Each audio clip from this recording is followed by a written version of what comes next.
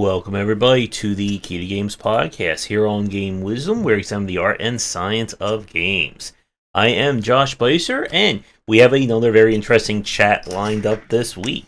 But joining me as always, my co-host from Casual Game Studio, Joshua Reyes. How are you doing this week? How is the death cloud over Ohio treating you? It's doing all right. It's kind of subsiding. It's kind of moving along. I did get a really nice upgrade. I have a new chicken portrait here, and that's the mom of Rooster Rampage. So I got a little upgrade in my office. I'm really pumped about that. And other than that, doing good. Josh, how you doing? Busy as always. Library talks, book writings, and doing more stuff here. It's always always a very busy time. But I'm excited for tomorrow as I'll get to finally play Limbus Company. That's the Project Moon game. We'll be streaming that. I'm sure I'll be getting all the SSRs that one could imagine on stream. You know, streamer luck and all that. That's right, streamer luck. When it's live, it always runs perfect. Mm-hmm. But speaking about streamer luck, I think that is a good segue into our topic this week. Because streamers have certainly had a lot of, I guess, some kind of luck over the last few weeks with some of the games that have been released. As we're going to be discussing what happens when the ever-loving politics and games mix. And before anyone yells at this Josh, it was the Josh over there who wanted to do this one. So blame any Josh that you want. Any Josh, anyone. Pick a Josh. But for those of you who have somehow missed all the news amazingly, we've had two recent releases of games that have sparked some controversies. First off was, of course, Hogwarts Legacy. This is, of course, the latest game in the massively popular Harry Potter universe, whatever they're calling it. And over the last 3 to 4 years, the game has kind of been the cornerstone of all the controversy surrounding the author, J.K. Rowling, for her views on trans people, to the people that she supports. There's been discussions about the developer, or the lead developer of the game at the time, what his political views were. And then when the game came out, people were talking about kind of the whole goblin subplot and how it is eerily suspicious to some anti-Jewish stereotypes. And of course, it's been a very, again, happy-go-lucky topic for people wanting to play it, people not wanting to play it, people wanting to support it, not support LGBTQ plus charities or not. And again, if you missed the article that I wrote about it, I said that I have no interest in playing the game. One, because I'm not a Harry Potter fan, and two, because I didn't want it to be seen like, you know, I wanted to support those viewpoints. So, before we talk about Atomic Heart, what were your thoughts on the whole Hogwarts Legacy, all the controversies there? Well, I mean, there's a lot of issues with, like, people are having issues with, like, separating the art from the artist, right? Mm-hmm. And, of course, there's some issues with, you know, the director, the anti-Semitism and everything. And really, I don't really have, like, any... I mean, however people want to, you know, if they want to boycott it, whatever they want to do, that's true. And it's allowed. I mean, like, it's okay that people can do this, right? And you vote with your wallet, and that's how you do it. But apparently this game has, I think, broke Elden Ring's record, right? Its sales were like just through the roof. And I think that some of the controversy, like, if I were imprisoned and forced to market this game, as an evil person, I would definitely choose the blowback of this game and use that as my main marketing tool. And it almost seemed to work very well, like counter backlash marketing for this game seemed to really help it. I'm still, like, parsing everything about the situation, but I think it opens up a much larger topic about, like, how much consumers need to be invested and understand what's happening behind the scenes, and to be more educated consumers, right? Like, I know a lot of people, there's already people in the chat that are saying, well, you know, politics and this and that.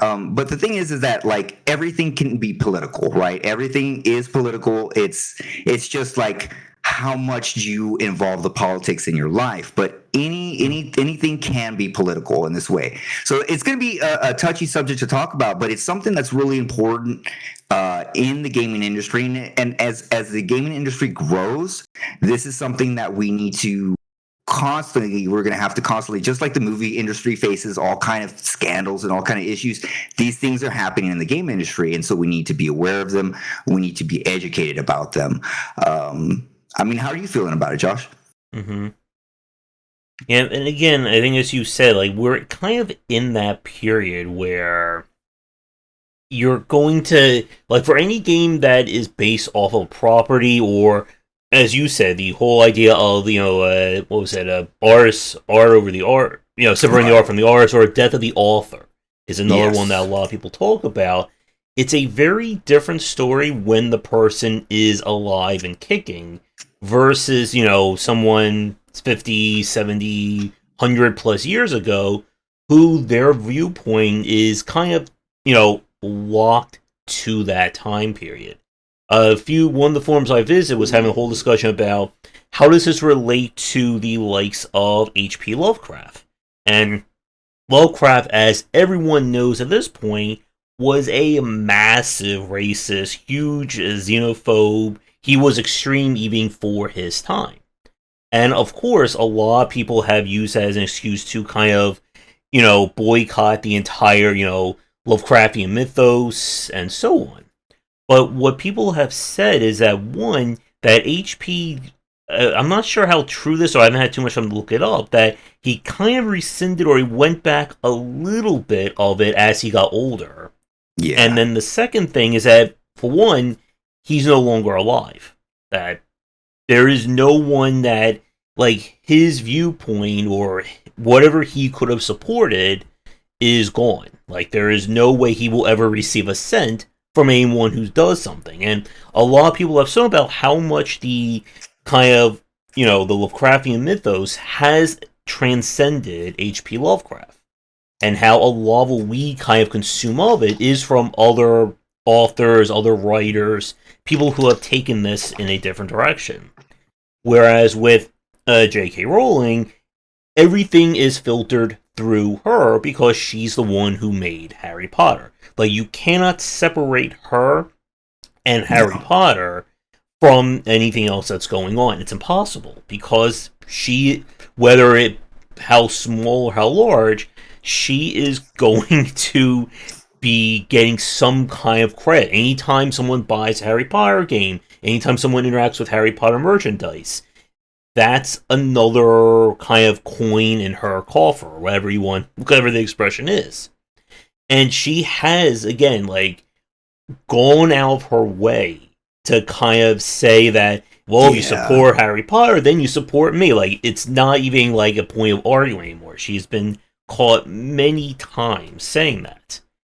And that, again, raises that point of concern about if the person is alive and they're benefiting no matter how large or how small, is it okay to support that?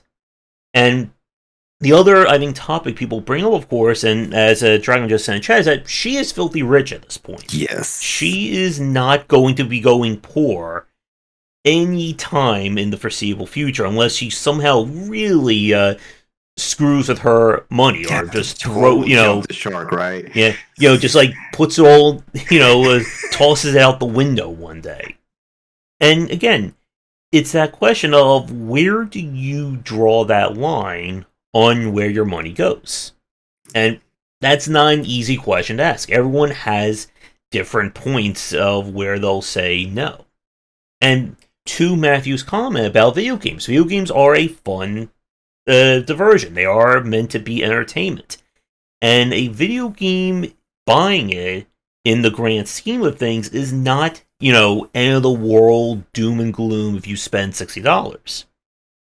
But as everyone is discussing, when the person who is actively trying to do harm, who's actively, saying all this stuff, is flat out saying, hey, you buy my game, you support me, how do you square that circle? Right. I mean, so one of the issues here is that there's like no argument in like J.K. Rowling's position and where she stands. Like she's gone specifically out of her way, like very directly, to make her point, right? And it's not like something you could ignore. That she's specifically pushing her political thoughts, and they're so tied to this that there's no way you can really disentangle it, right? Because she is alive, like you said, she is benefiting it, and she is actively like promoting this, right? So yeah, I mean, I think at this point for this current one, how you stand morally is definitely will play a role in what stance you should take, for sure. And again, this was even before the stuff about the anti-Semitism tropes that were in the game, and it's one of those cases where, like, for someone like me, it's very easy to ignore because I didn't grow up with Harry Potter. I dodged that bullet back in the 2000s, never enjoyed it. But this is the point that I want to ask you about, because this is something that there's no real easy answer to. And I would love if, like, Tomo was on, because I'm sure he would have some other thoughts on this as well. For the people who basically tie their childhood to Harry Potter, and this is something that we heard from a lot of people, that there's fans who treat this as, the same way people treat the Marvel movies, or they treat Lord of the Rings, or pick any decade in terms of whatever kind of like pop culture raised you. And for them, it's like, well, I want to relive my childhood, and I want to enjoy that. Does it make me a bad person to play this game? Right. And again, it's a very tough thing. Some people will just automatically say, yes, it makes you a horrible person. Other people will say, no, it doesn't make you one. But again, I think it depends really on what is your mindset going into playing this game. Right. I think what's like, okay, so I have my younger sister. I took her and her friends to like the movie previews of Harry Potter. She's a member of the LGBTQ plus, and she still would play the game. She still likes it. It was a part of her childhood. She grew up, and she's still interested in it. I pulled some other various people, just asking them, what do you think about the game? And again, it's just like split. Some people, it depends on how much Harry Potter affected them, right? If they really liked it or if they didn't. Me personally, I'm not like the biggest Harry Potter fan, right? It kind of not really my cup of tea, but as far as like the political parts of it, that's where and the video games and what they have to do with our culture, and I think that it's very important in that regard. Now, as far as if it makes you a bad person or not, I think it's really just how you grew up and where your morality stands and how much you do know about it. I asked my wife about the game, right? And I was like, "Hey, what do you know about it?" She literally knew nothing about the controversy about the game, nothing at all. She was like, "It looks great. I don't understand." And then I started explaining it to her. She started asking her friends about it, and her friends started giving her opinions on it and stuff.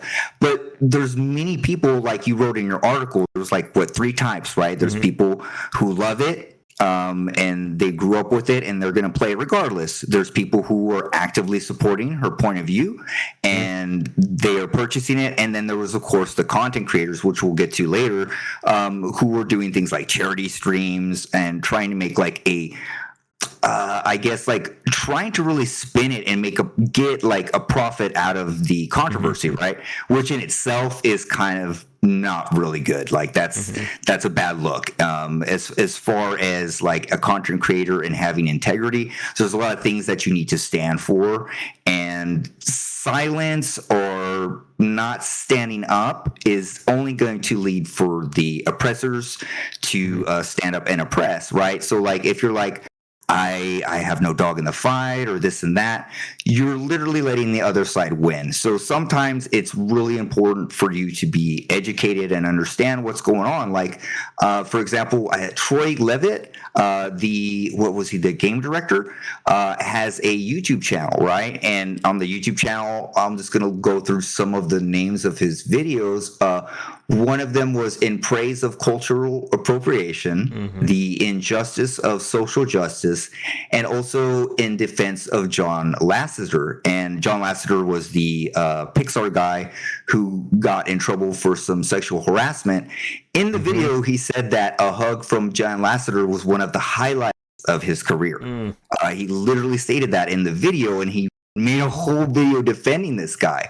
So when the game director and the people who literally created the content share these type of views, I think it's time for you to take notice, and that it's more of an active duty for you to be aware of what you're consuming, who pockets you're lining, and to actually stand up for something, right? And not to be not to be on the fence, right? You really need to. I'm not saying we have to pick a side and we have to argue, but you have to stand up for something, right? Or you won't stand up for anything at all.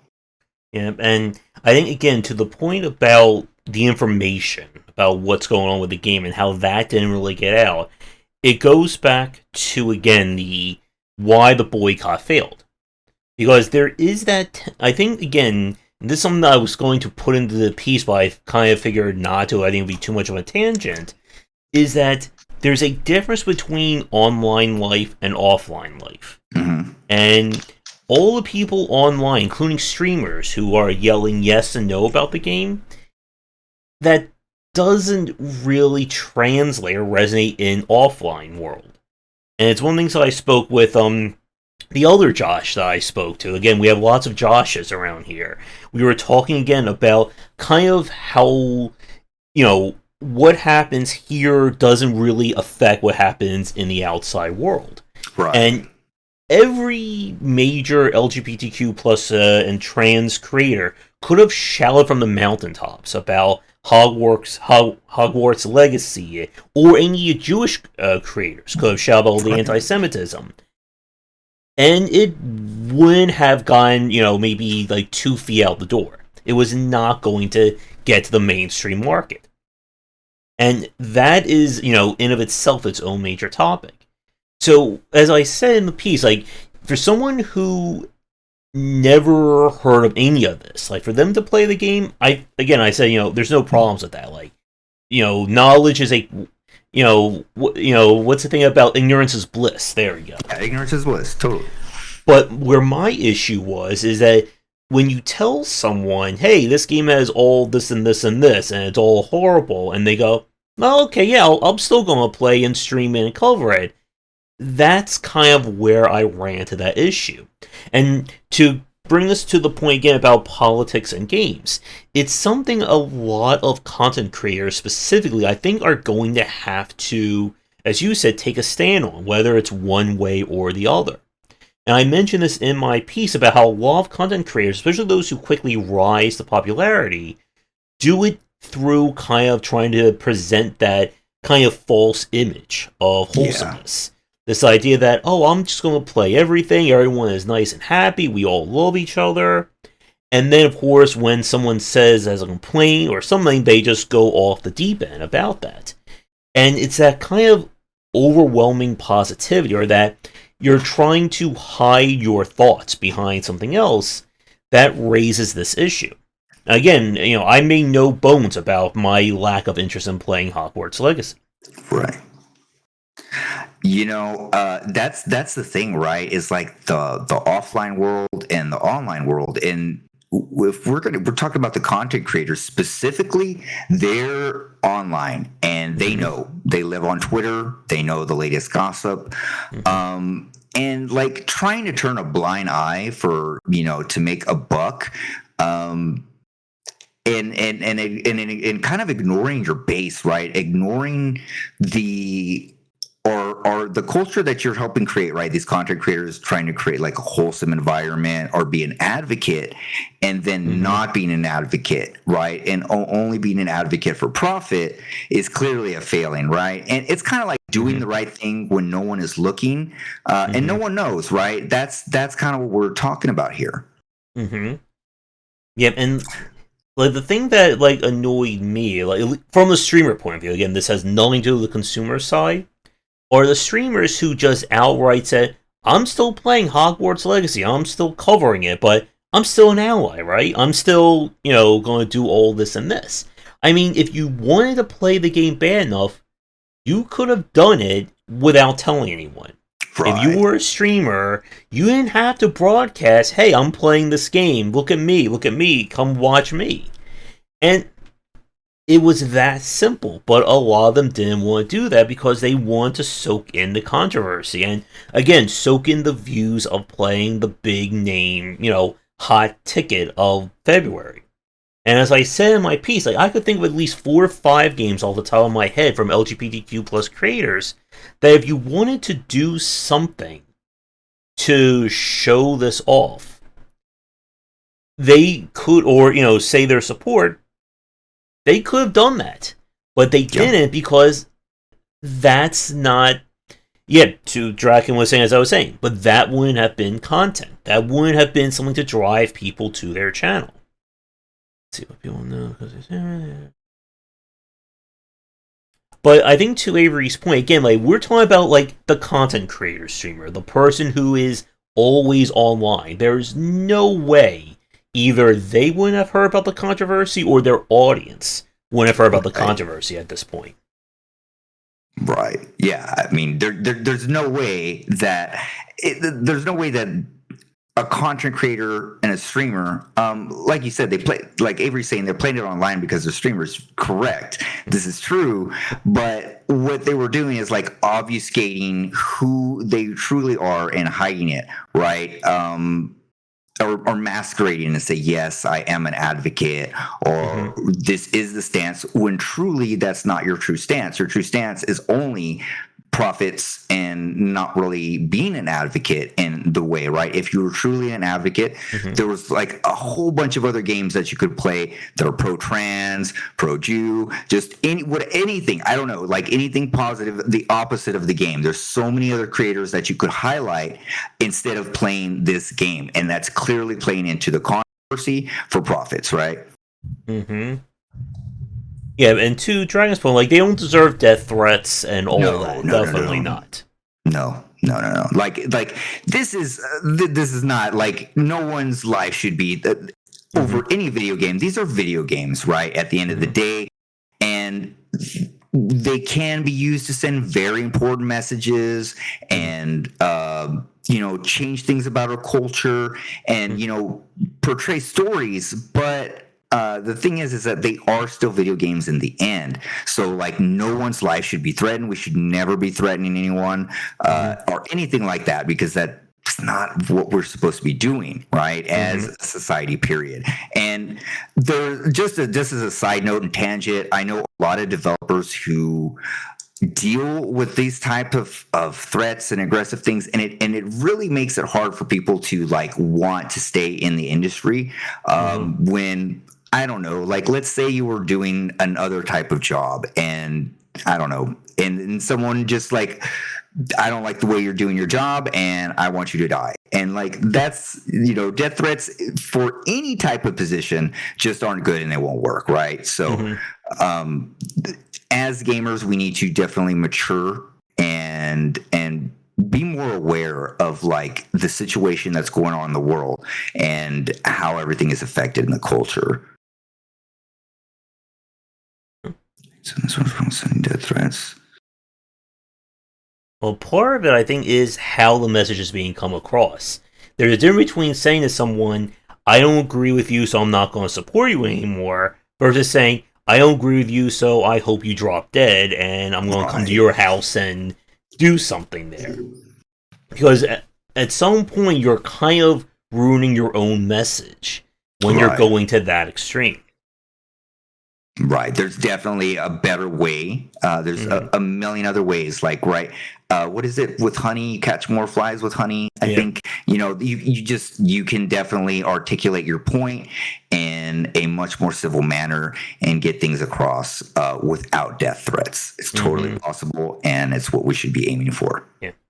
And again, I think part of the issue with the boycott in of itself, again, is that it came from the lower echelons of people who cover games. Again, someone like me shouting "Don't play Hogwarts Legacy" is a pebble. If top 5 streamers and YouTubers said "Don't play Hogwarts Legacy," that would be like a giant boulder, or dropping an airplane onto a puddle of water. And one thing that I saw that was good, but again got like zero coverage, was I know a lot of trans creators on Itch put together a charity bundle for people of, again, all the best or all the games of LGBTQ plus creators. And do you know how big of a story that got? It did not get out at all. Like, no one, again, outside of those respective circles. And again, like, this is one of the reasons why I tend to be on the neutral side about a lot of discussions, is that I tend to exist both offline and online. I am not always online. I, spend a lot of my days contacting libraries and schools, so I don't have that same, I guess, hook into the online world that a lot of streamers and other people may have. So, again, it's that situation of where is the reach, or where is, like, these messages going and where are they coming from? And as I said, like, there was no doubt in my mind that the boycott was going to fail. Like, I knew that the second it wasn't being covered by, like, mainstream sites or getting out there, it wasn't going to work. And I think I said in my piece that anyone who thought it would that was pretty much being naive at best. Yeah, there's no boycott working at all. This is like a massive IP, right? Like one of the biggest IPs ever. And there's no way that a boycott would work. And if anything, like I was saying earlier, if I was hired and imprisoned as the marketer for this game, the way that I would do it is I would do like a reverse. I would play off the controversy to get as much noise as possible, to get as much people interested in it as possible, right? So like I think that in a way the boycott actually like increased the sales, right, and actually garnered more attention and more people to buy it. And yeah, the boycott definitely, I feel like it was going to fail, not going to work. And I don't know if a boycott has ever worked for any games. I'm trying to remember if there's ever been one that's worked. I don't think so. But regardless, a massive IP like this, there's no way that it wasn't going to succeed at all. Yeah. And yeah, to Boland's comment, the Streisand effect, easily. To the people who had no idea about, like, online-wise, the people who didn't know what was going on, they were seeing every other content creator saying, this is the evil game, this is the game that you shouldn't talk about. Of course, everyone was going to talk about it. It's just like how gossip and such work. Exactly. And like we said, like, to the people who play it just without any knowledge of everything that's going on, you can't really yell at someone for something that they had no idea about. Yeah, exactly. I mean, and it's like a side point is like, how informed, like Josh, you said you live a little bit of an analog life yourself. Like, how informed do we think that the majority of consumers are when it comes to this, right? Like, what percentage do we think actually know about what's happening, or actually even care, right? Like, I know a lot of, like, there was issues with, right, other issues like crunch, sexual harassment in studios. You go down the line, and do people actually care, right? Like, what was it? Red Dead Redemption 2, right? With all the things with the crunch, and people were saying, "Oh, I'm not going to buy it," and it's still sold insane. Like, people, as long as the product comes out, most consumers are not going to care. But what I believe we should do is we should be more aware of the content that we are consuming, right? So just to be educated and to know what you're doing.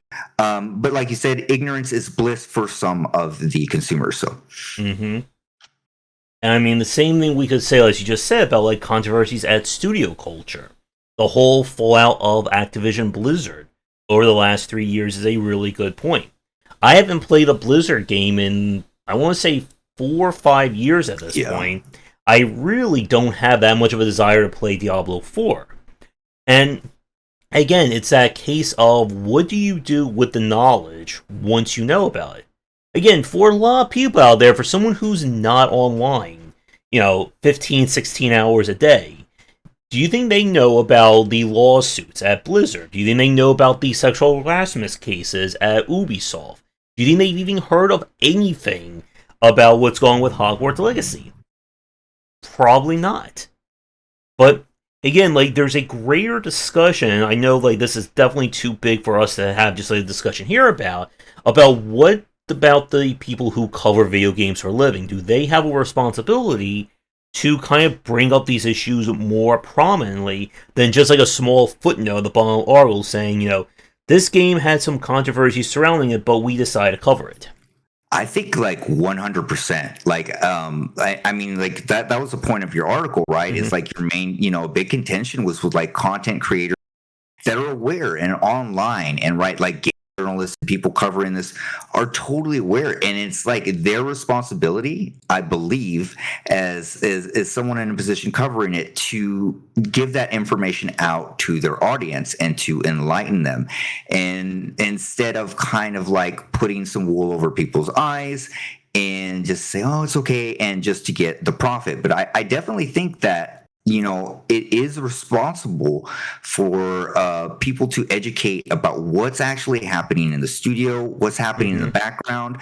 One of the things that I like, one of my main goals is to talk about how video games are actually made, right? How they're made. And that's one of my goals, is for the consumers to understand what goes into games being made. And so there's so much behind it, and that they need to be aware what it takes to create a game, who's involved in the game, because all of these things matter. And separating the art from the artist is a possibility, right? And it is a thing, but that comes with education and knowledge. And this specific point right here, there's no contesting that there is a complete political, and it's just, you can't disentangle J.K. Rowling or the director or anybody involved from Harry Potter. So this is kind of one of the rare unicorns in this universe of something that's political in that realm. So yeah. And again, like we said, for the people who had no idea about this, again, you can't yell at someone for something that they had no idea about. That's how you kind of, dissuade people from listening to you. But again, it's that situation of what about the people who knew full and well about everything that's going on with Hogwarts Legacy, who full and well know what J.K. Rowling says on a day-to-day basis, and for them to not talk about it. Or again, as I said earlier, for them to say on one hand, we support LGBTQ plus creators, but we're still going to play and talk about this game like there's something wrong with it. That's when that disingenuousness, I think, becomes a little too much. I think that is where I think the straw that broke the camel's back for someone like me. Definitely. IGN, they had a tiny little thing saying, we believe that the critic's job is to tell you the game is fun or not. And every critic of video games or critics in general just had a heart attack when they read that line in the IGN review. And again, that is a really interesting point, that do you tell people these issues? Because the reason why IGN didn't say it was very obvious. They didn't want to be seen as, attacking Harry Potter or, driving people to other websites.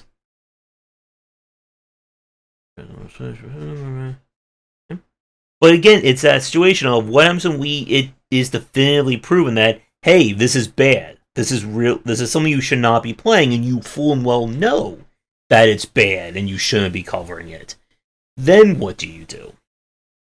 Right. I mean, and that's when you cross the line, and that's when you have a right to be criticized for the hypocrisy, right?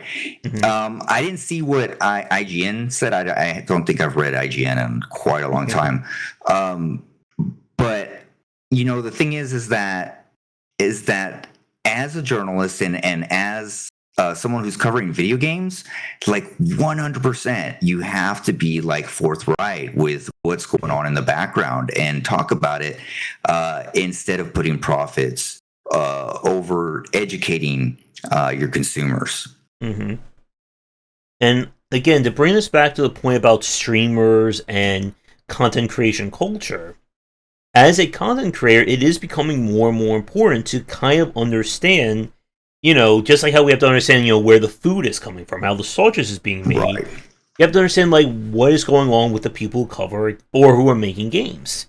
And if it turns out that something is bad, there's a difference between covering something and not knowing it versus covering it and fully well knowing it and continuing to cover it.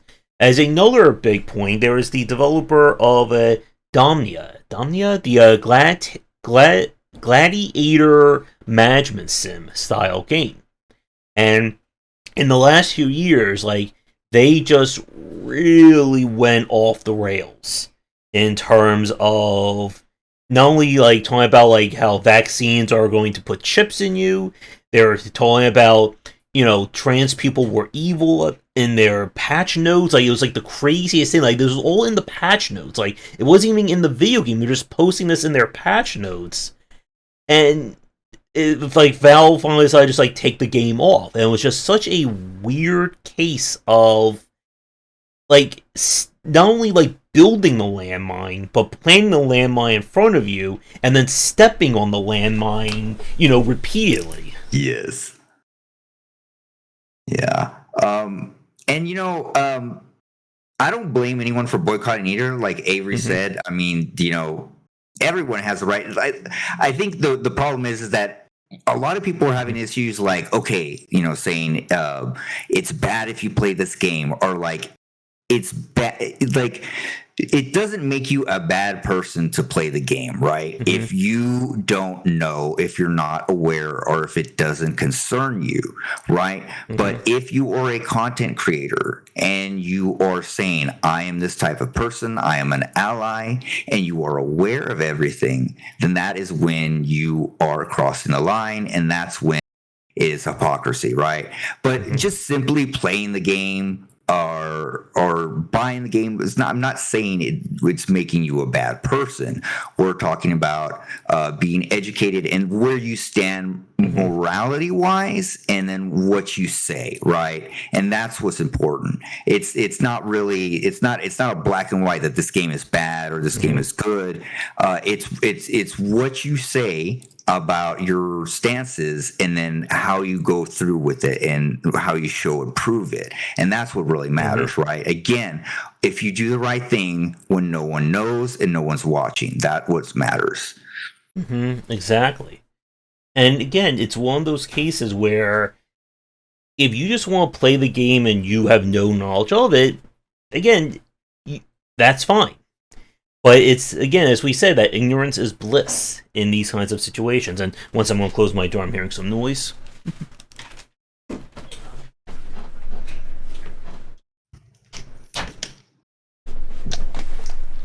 There we go.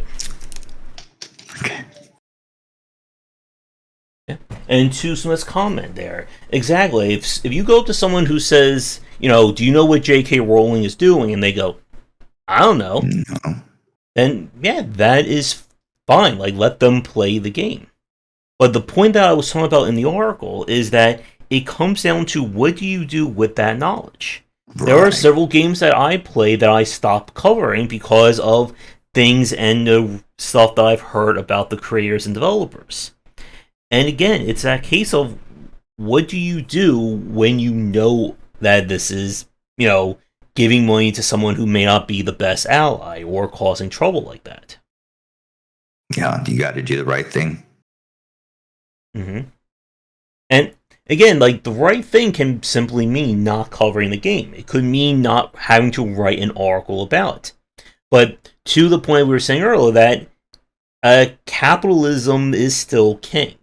That people will go for the money. And again, like how you treat capitalism, that is a topic that's way too big.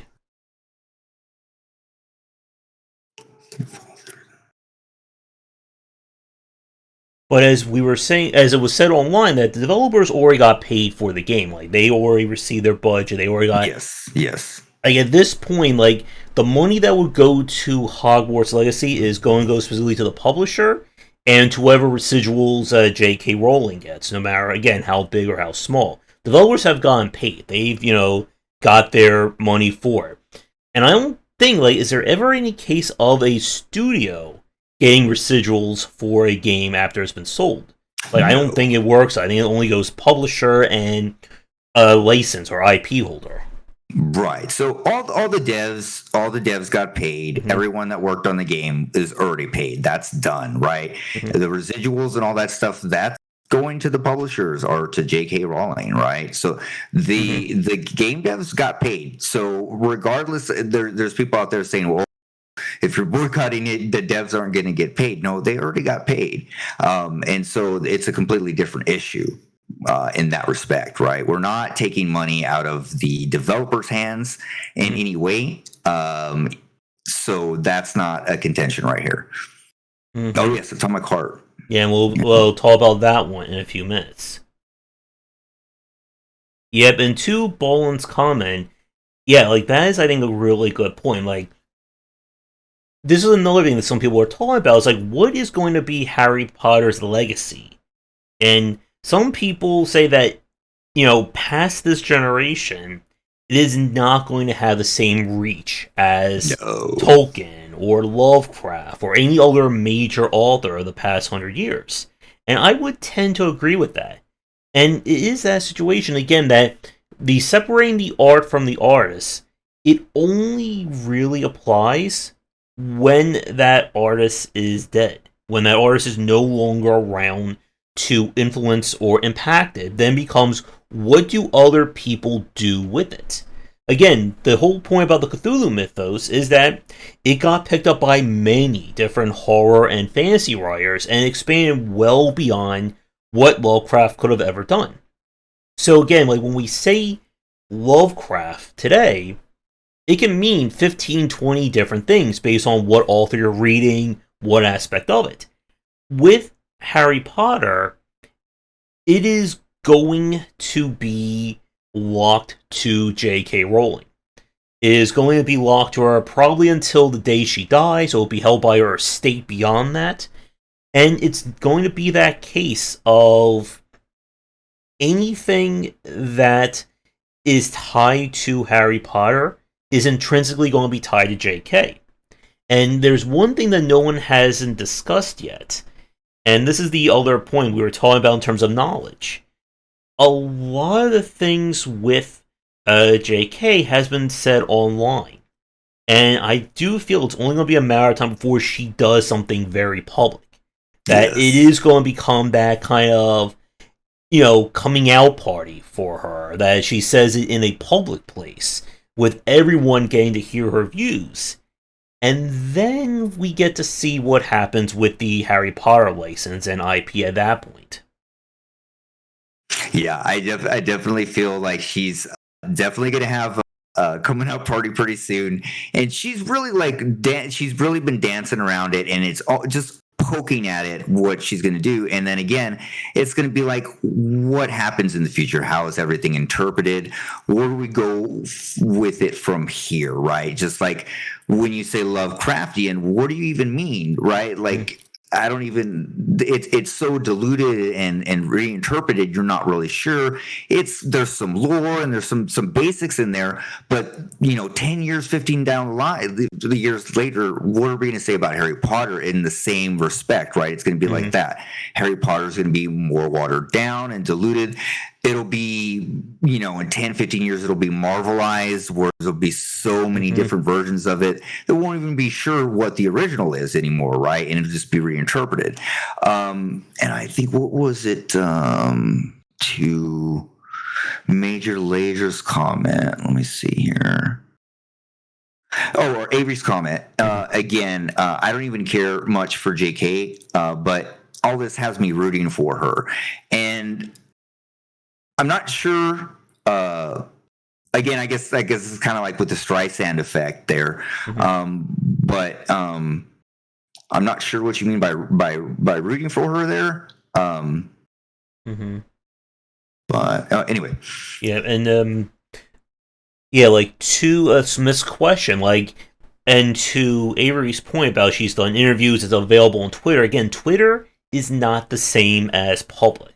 Like, if it gets announced on like an MSNBC or a CNN, J.K. Rowling at anti-trans rally, or like if it gets in every major paper and every major station is covering it, that is a far different cry than just an online article or giving an online interview. And that, again, is that point of when the rubber meets the road in terms of reaching the mainstream zeitgeist. Because, again, here's the point, and as I said about me being a realist, Harry Potter, in terms of her controversy, is not in the mainstream. It just isn't. She's been very careful about where she's saying these things. And why, again, the boycott was never going to work in the first place. But one of the things that we have, unfortunately, have seen time and time again is that it's only a matter of time for a lot of these situations. And that's when we get to that point.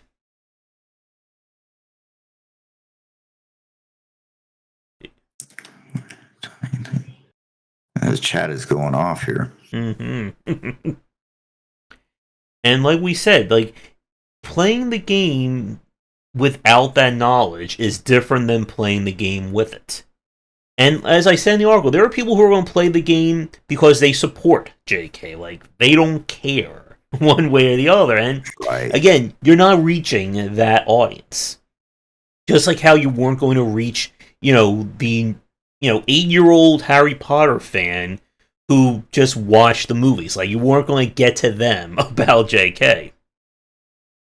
No, not at all. I mean, again, if there are people that are unaware of what's happening, they're still going to want to play it regardless. Let's see here. And saying that, she hasn't really done anything for the backlash. She has spoken up a lot, but again, it's in very like niche circles and small areas. It's not, it hasn't really dithered to the analog world yet. Again, if she does and she does step out and goes, does something, then it's different.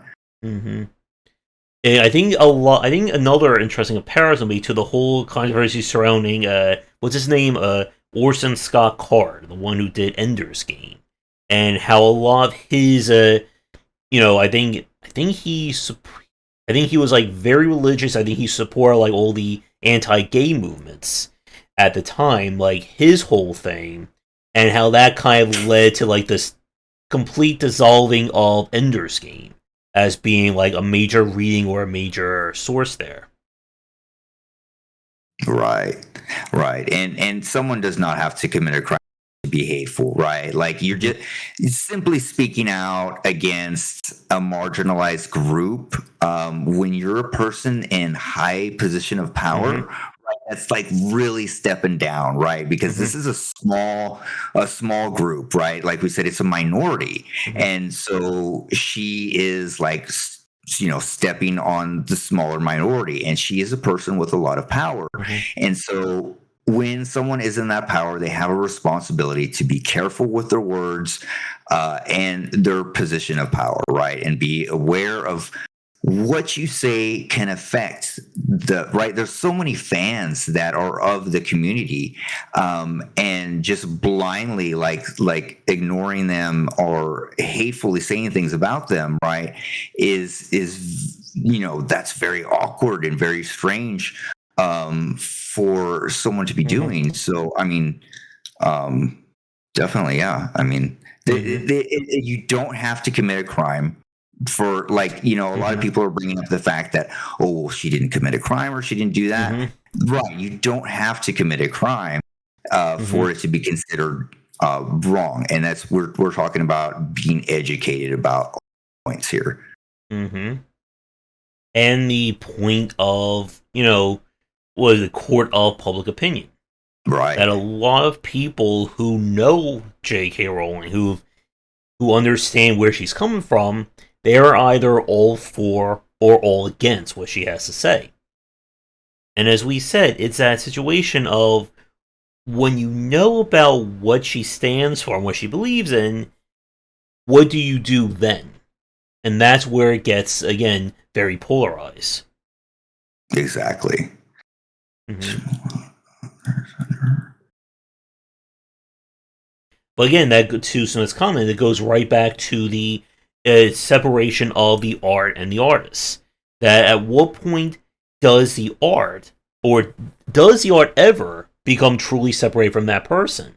And we could argue when that person is literally no longer tied to that property, whether by, like in George Lucas's case, that he sold the rights to Star Wars. He does not control, he can't make any more in that. Or is it in a case like a Lovecraft or Tolkien, where the person is no longer alive anymore, and now their work is kind of in public domain?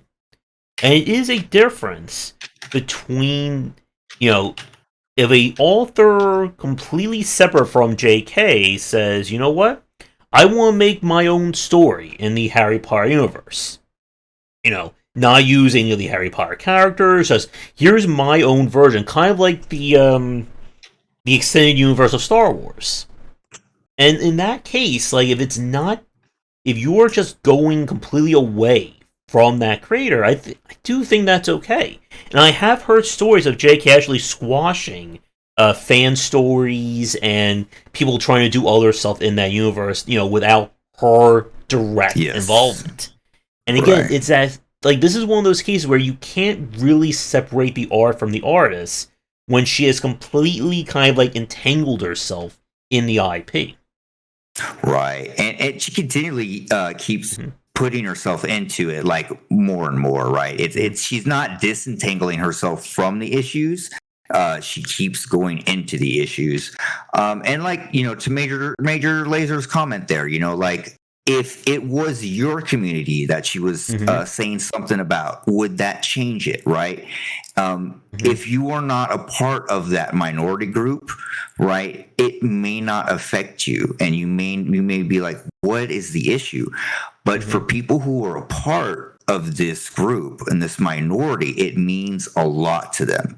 And the thing is for us as gamers to be more open-minded and civilized and understand that just because it's not you, it is someone else, and we should be caring for everybody, right? And I know this is a topic about being civilized and the internet and everything, but we do want to, like, achieve some type of better equality with everyone without crushing minorities, right?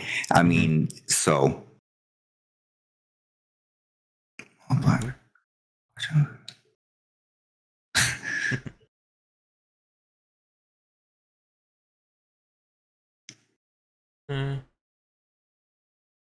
Yeah. And again, like, that was your decision to support or not support it. Right. But again, there's a difference between someone as a part of companies saying racist things versus if that person went out and supported, racist movements or wanted to make a cause for racist takes. And again, it's a very murky issue because capitalism has its tendrils everywhere. No matter who you give money to, no matter what you buy, money will always find its ways to people that you don't want it to get to. But again, it's that question of, a little knowledge goes a long way. Like, what do you do when you find out that your supermarket is allowed to or is supporting whatever? Or if that favorite store, that favorite restaurant you go to likes to give money to hate groups. Right. Then what do you do? And again, it is a tough point. Not everyone has the luxury of, again, being able to separate where their money goes. If you live in a neighborhood where, let's say, there is only one restaurant or only one supermarket, and you have to decide between eating food or standing up all your morals and starving, I think it's okay for you to eat that food. But again, it's that case of, and someone said this online really well, about the difference here is that what is a necessity in this case? Like, once you know yes or no about this, is it, life or death to play a video game? Is it life or death to go to Papa John's? And at that point, it's that case of, again, what do you do with that information? Right. Yeah. Yeah. And that's the thing is like playing the game isn't life or death, right? But the conversation as a whole, and the subject matter that this surrounds does get to life or death. There are people, these are people in minorities who get their lives threatened on a daily basis, and so we have to be aware that when we're going into these type of conversations and we're ostracizing certain minority groups, even if they are a minority, even if they are a majority, whoever we're ostracizing, people's lives can be affected by the rhetoric, right? Like people will go out. I'm sure there's people who are like getting really riled up about this controversy right now and would probably go out and commit like acts of violence or do something like that. And so you have to be aware of your words and how they can affect people. Because these are minority groups that have been ostracized forever. And we have a responsibility to not act like that as just like humans, right? And gamers. And like another thing, just a side note, gamers are like one of the biggest, we're a very powerful big group, and just a responsibility to act civilized, I think, is something that we should take up, right? Like we shouldn't say, okay, we're gamers, I don't care, play the game. I think we have a right to be more educated and know. If you do know, then you know, and you should act accordingly.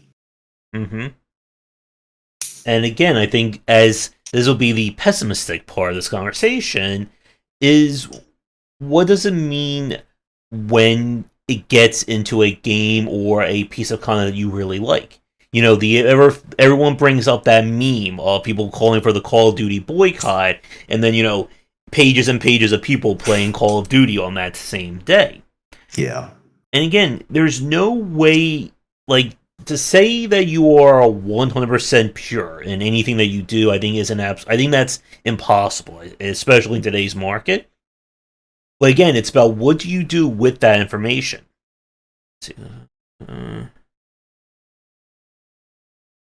But again, the difference with Smith's comment there is that electricity is a necessity. You need electricity in your house if you want to live. Just like if you go to the supermarket to buy food, you need food to live. You don't necessarily need to read a book or see a movie. And at that point, it's that case of where do you draw that line once you know the information? And again, it's something that for everyone, we all have different takes on it. Yeah, exactly. And yeah, again, right, this is a video game, right? So like this is an auxiliary purchase, or it's not life or death purchase, right?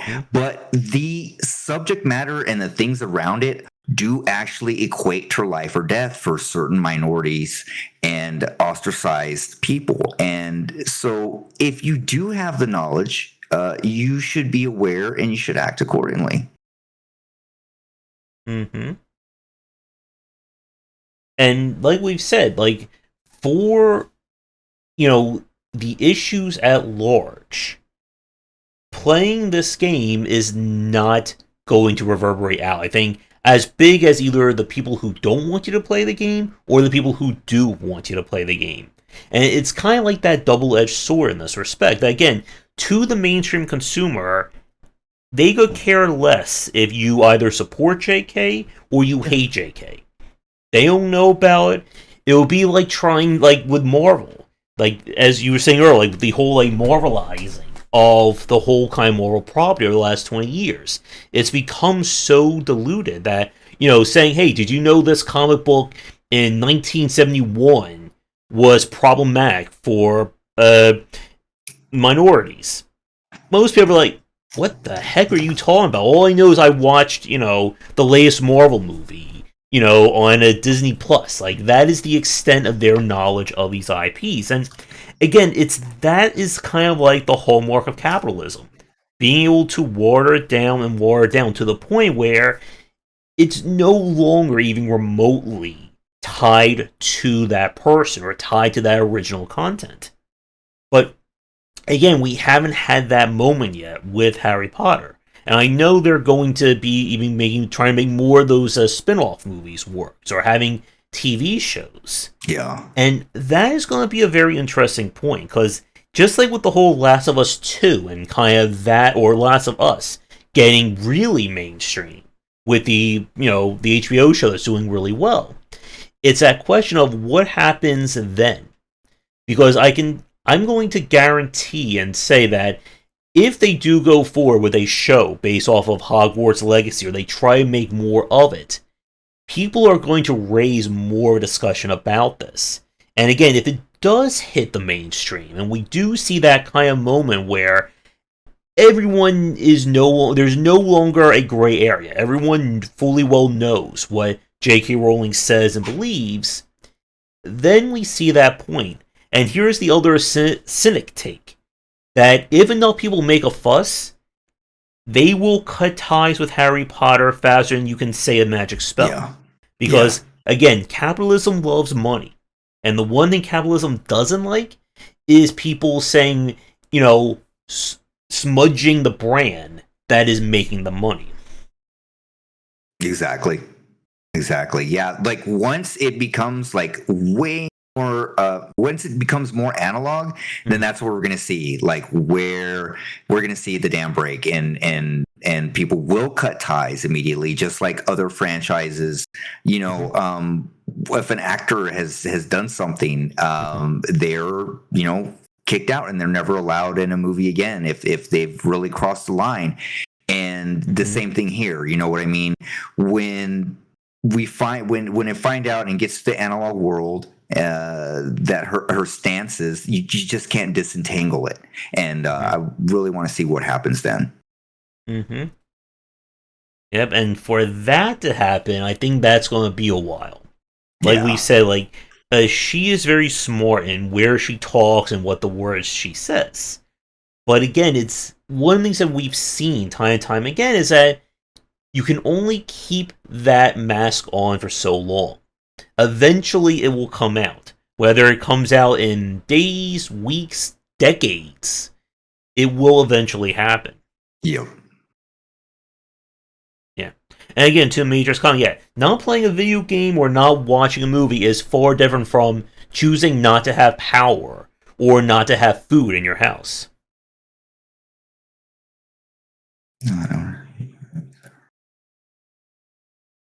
Well, unfortunately, again, that I am tied to YouTube. Doing this as a job means that this is part of my necessity. Just like owning a smartphone, if you're trying to communicate and do stuff globally, is a part of that. Again, you have to pick and choose your battles. And there's a difference between having something that is making you your livelihood and something that, if you remove it from your life, you're not going to die or you're not going to go poor from it. Exactly. Mm-hmm. So, any other points regarding Hogwarts before we talk briefly about Atomic Heart? Let me see here. Let me look over my notes. I think we've covered everything. Yeah, I think that's basically it for that. Let's go ahead and get to Atomic Hearts. Mm-hmm. Yep. And again, to kind of wrap up or to clarify or to end the point what Smith is saying, again, that there's a difference between getting something that you need at the cost that it may hurt someone that's being used to hurt someone versus something that is considered a luxury item, something that you do not need on a day-to-day basis, and having that go to support something. Like I said, I still need to, buy food, I still need to, do shopping, but I don't need to play a Diablo game. I don't need to Right. play a game from Ubisoft or play Hogwarts Legacy. And that is kind of like where that line has to be drawn. Agreed. So the Atomic Heart discussion, that thankfully it's a little bit simpler. It's a little bit more cut and dry in this respect. So, as everyone knows, there is a very nasty war going on with Russia invading Ukraine, and it's been happening now Yeah. for over a year. So, Atomic Heart, the issue with it is that the game, of course, is developed by a Russian developer. It's published by a Russian publisher. The money that is earned through Atomic Heart in some way, through taxes and residuals, is going to end up in the Russian government. And it's that question, again, of is it okay to play this game or buy it? And again, what is the messaging of the game as well? And it's been a lot of stuff online.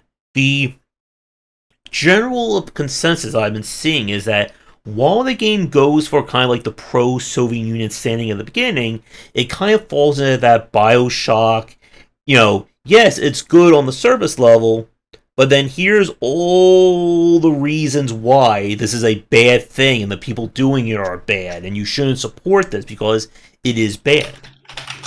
And another thing that people have been saying is that the game has been in development for 5 years. That the game came into existence long before there was any inclination of Russia to invade Ukraine. Right. And the other point, I think, for like people like me who get it through Games Pass, and what's been argued is that it's already been paid for. Like, there's no, like, the money that I would pay for it would ever, like, there's no money from me. Like, the money that I would have already paid through Games Pass has already been sent to the developer. But again, I think it's that issue of intent. What does it mean? Like, how is that game being publicized? Like, is the game just outright saying, go Russia, damn Ukraine? And people have said, like, they can't really say anything as a Russian-owned studio.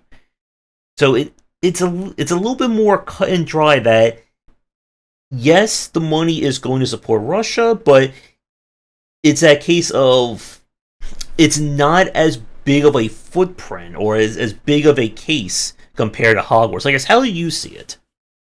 Well, to me, just because the game has been in so long, it kind of like removes some of the liability from it. And I mean, there's not too much. I mean, I think it's just clutch open and shut case here. There's not other than I just believe it's been in production for 5 years. Time the money's already there, so there's not a lot that you can say with your wallet on this one. Like you said, it's already on Game Pass, and it's just how you take the intended context of the game and what should you go from there with it. But that's about it. I don't have too much of a dog in this fight. Yeah, and me neither as well. I played a bit of it on a stream last night, and it seemed okay. Now, again, though, it's one of those games where it is very slow. And I don't know if we'll play more of it on stream or not, but again, it's that situation of, I guess, again, like, what is the impact? Like, where do the dominoes fall by playing this game or by where it's being supported? And it is different in terms of spending $60 on Hogwarts, knowing specifically about who J.K. Rowling is and supporting that, versus, again, as we said, like, if you don't know anything about what's going on, you just play the game, that is fine. Like, nothing should be sent against that person. And it doesn't seem like in Atomic Heart's case that, again, like, the money going through this game is going to have a huge impact on the war at large. Now, again, I could be wrong on that. Right. It's really hard to tell what the footprint of this game is financially. So it's hard to say. And again, that is the beauty of capitalism in of itself, where, spending money on one thing and go in 15 different directions. Right. Tendrils everywhere. Mm-hmm. But there are also different groups. Mm-hmm. Yeah. And I think, as someone said, another person I follow on Twitter said that in Atomic Heart's case, it is very kind of cut and dry in that respect. If you actually spend money on this game, some amount of it will find its way to the Russian government. Just like how if you spend money, at any supermarket or any store, it's going to end up in the United States government, and they'll do what they will with it. Yeah, and again, to Laser's point, like, at this point, with it being on Games Pass, there's no way you can control your money at this point. If you gave $13 a month to Microsoft, then your money, no matter how many pennies it may be, has already gone to, quote-unquote, supporting the Russian government. Right. Like, I mean, here the only thing you could probably throw this back at, like, streamers and content creators and be like, if they support this, if there's, like, actual... I would have to play the game and see the subject matter. Because some are saying it's propaganda and it's laced, but it's very slow, like you said, so you really have to play it. But again, like, you can't vote with your wallet on this one because it's already in Games Pass. And the only way I think that you could really do it is, like, content creators and streamers are the only ones that you could lay, like, responsibility on further promoting this, right? Because you can't purchase it. It's already done in that regard. See, here's my other cynic take. The secret is you put all the propaganda stuff, like, 50 hours in to an 80-hour game. So that way no one plays it, and they won't see until it's at the point where everyone has given up on it. Exactly. That's when the game gets good. You add the propaganda, that gives a game the 9 out of 10. Indeed. Yep, so it's going to be interesting to see, like, where, like, for the people who actually finish Atomic Heart, where does it go with it? And, again, like, I am nowhere near close to being able to say that or not. But I can't think of anything else, at least specifically to these games to discuss. Anything from you? I think that's about it. I think we've covered this topic pretty well. So I guess to wrap things up, politics is a pain in the butt to discuss, especially when it comes to entertainment. And like we've said, there's a difference between supporting something without the knowledge, supporting it with the knowledge. And again, that there is a difference between having something that is a necessity in the world today and something that's considered a luxury in the world today. And again, at the end of the day, it all comes back to where do you draw the line personally on? And once you know what is actually going on. And for a lot of people, it becomes a non-matter. If it's something that I like, I don't care, if it's hurting X, Y, and Z. But again, it's that tough aspect of what this means going forward for the games that we consume, for the media that's out there. Again, like, one of the big things that we keep hearing time and time again is about people who are very anti-Tencent. And, the game properties that they control or the ones that they have a minority or majority stake in.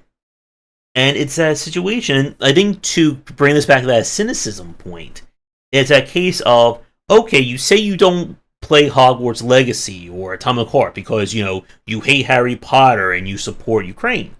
But what if it's, the hot new game, the one that you've been dying to play for 7 years now, and you find out that it's owned by Tencent, or that, the creator is anti-LGBTQ+, then what do you do, Mr. Big Shot?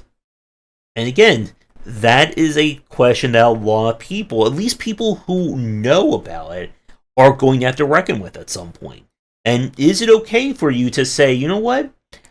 I don't care, it's something I want to play, screw them, I'm going to play it. Or do you say, well, I can put off not playing this hot new game if it means helping or showing some sign of solidarity? Indeed.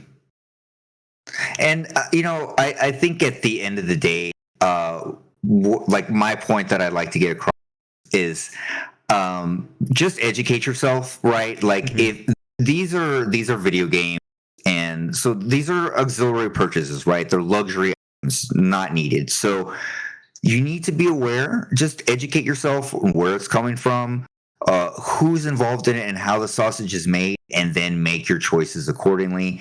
And that's all I can say, really. See.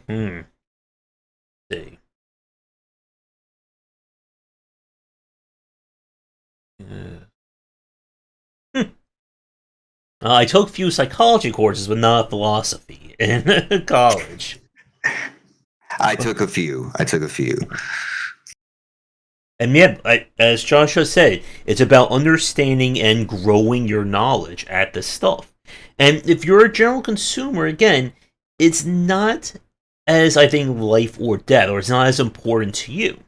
But for the people who want to call themselves critics, people who want to study and elevate discussion, it does become kind of part of that job at that point. Yeah. To figure things out. Let's see.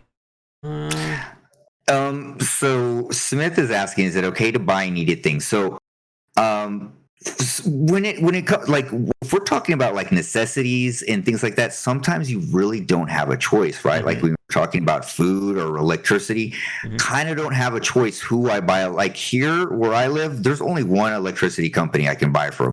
There's literally like one Walmart I can buy from. I have no choice where I can get the thing. But I do have a choice if I play the new Harry Potter game, stream it, advocate for it. That's something I do have a choice about. Yep. And like we said again, necessity is different from luxury item in any case.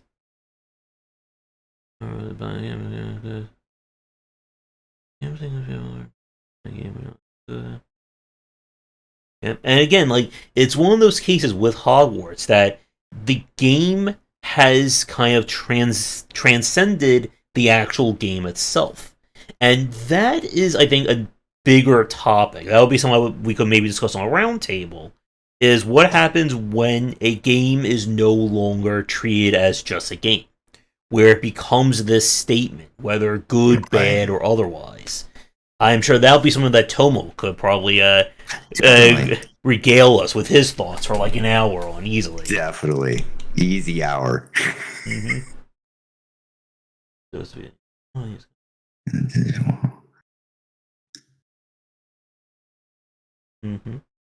Yep, and again, oh boy, this will be a fun philosophy course. We should maybe do...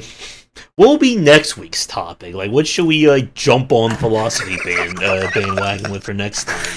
Yeah, we're gonna have to follow this up with something. Oh yeah, let's do like nihilism as our next topic. That'll be easy. Nihilism.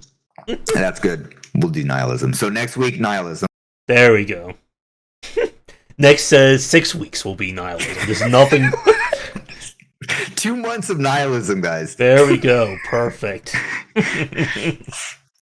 All right, but that is going to do it for a very lively discussion for this week. For those of you new or fans, be sure to do the liking, commenting, bell ringing. If you're new, be sure to subscribe. You want to follow me on Twitter, Walls to Love, Patreon, Discord, and all that.